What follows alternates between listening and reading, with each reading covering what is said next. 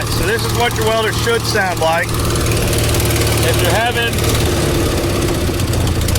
a problem where it's doing that,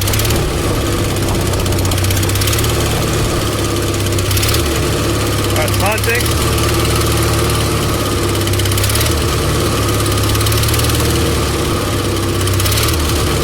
Like that. The governor problem. So let's talk about that.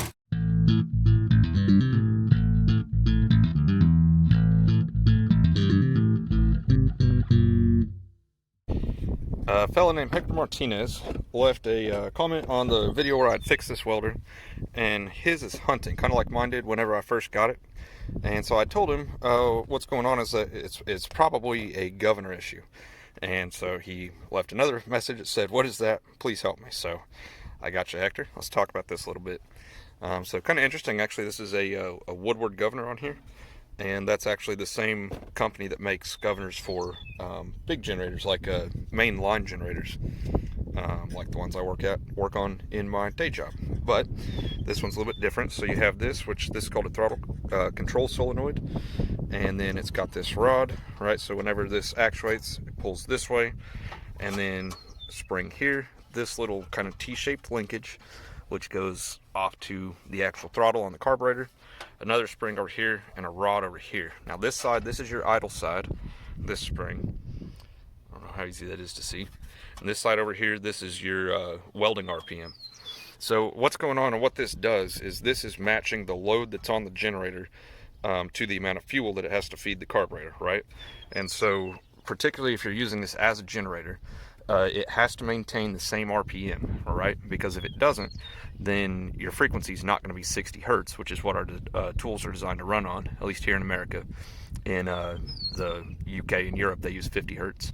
But, you know, whatever, it would be the same thing. It would just be a different RPM to run their tools. So, and this welder also will not, it shuts off the 120 volt outlets in the front if it's at high idle. And that's because at that higher idle, it's not going to be a consistent 60 hertz. It's going to be something higher, you know, maybe 80 or 120, I don't know. But anyway, so it has to always maintain the same RPM, so it doesn't sound like it's throttling up and down or any, but all this is doing is just maintaining that RPM, even if you put a higher load on it. Okay, so if we think about that, generators it's essentially just an energy transfer equation. You can map it out. You have chemical energy in the gasoline. It's converted by blowing it up in the engine into mechanical energy, right? So rotation in this case. And that rotation is then converted into electrical energy, which is converted into work on whatever you're doing, whether you're powering a grinder, a saw, lights, whatever the case may be. Eventually that's all dissipated as heat. So as the load increases, it has to throttle up a little bit in order to maintain that 60 hertz, that frequency. And so that is the whole purpose of the governor here. And then the same thing when it's running at high idle, it has some RPM that it's going to try and maintain, and that's what this does. Is it's going to actuate just however much it needs to in order to keep that RPM the same. Okay, so you'll notice these have multiple holes on them, the same on the inside one there. This is the kind of the standard position right there. So not the furthest one out, but this one. If your welder's just sitting idle though, and it's revving up and down, we call that hunting. And it's gonna be this spring that controls that. And so you might wanna try changing the position of that spring. Okay, there, you see that? So from this side, it's the third one, and it's the second one from the other side, if that makes sense. But this spring right here, this is your problem. If you want to adjust the idle, it's this screw right here, this nut rather, on this threaded rod. You would back this in or out, and that's going to change your idle. And so what this is adjusting back in here, this is what, on a bigger generator, we would call that speed droop. And so what that does is it changes how much the governor changes the throttle whenever it detects a difference in the load.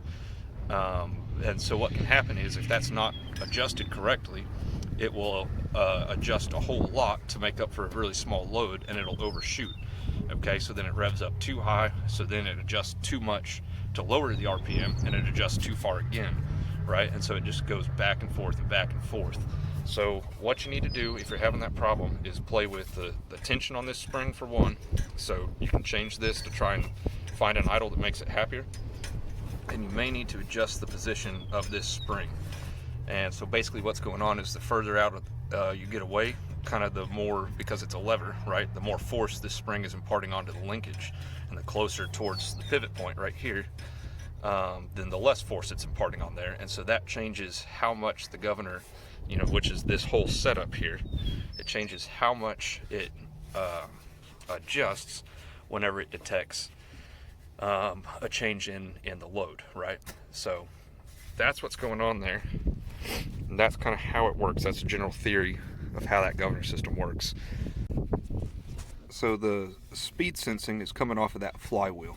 And so there will be in here somewhere, I can't see it, it's all covered up, but somewhere underneath this cover will be what's called a Hall effect sensor, I believe. And it's going to be counting these teeth as they pass. So basically a Hall effect sensor that uses magnetic flux to measure proximity to something magnetic, right? And so as these teeth pass on that flywheel, it can actually count them. And so if it's programmed to know how many teeth there are, then as they pass, then it can calculate the RPM, right? And it knows the diameter of the flywheel and everything. So that's how that speed switch works. That could be an issue as well. I'll track that down for you if I need to. We can start pulling covers off. But that could be part of your problem, is that speed switch. Yeah, inside there. And then underneath this pivot point, you can see there, it's another component of the governor. Not quite sure how that works in this particular case. Not super familiar with the governor on this particular generator set, just because I haven't had to work on this one. But we can figure it out. The cover's about ready to come off. Anyway, it's only held on by one screw. So it could be a speed switch problem though, or a speed sensor rather. So I was not able to replicate that problem with the hunting by manipulating any of this. I thought I'd be able to, but it didn't work. So this may not actually be the problem that I thought it was. Another thing to note, there's a little voltage regulator right here. And then there's an idle control board in there, a different voltage regulator, and a couple other circuit boards in there. So watch this video, see if, check over all this, make sure that this is the governor system here is all connected correctly, and see if you can trim it out by playing with your idle. If that doesn't work, let me know down in the comments below.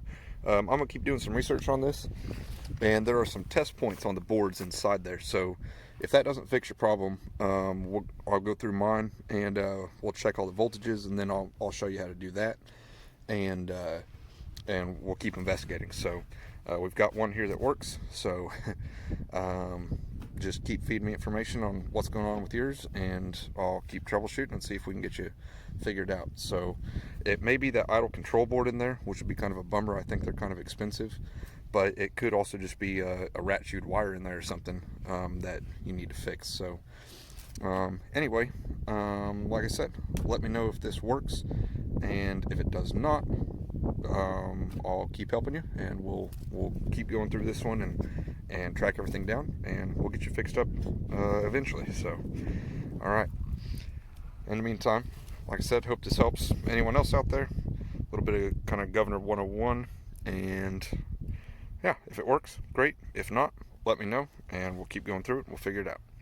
See you guys next time.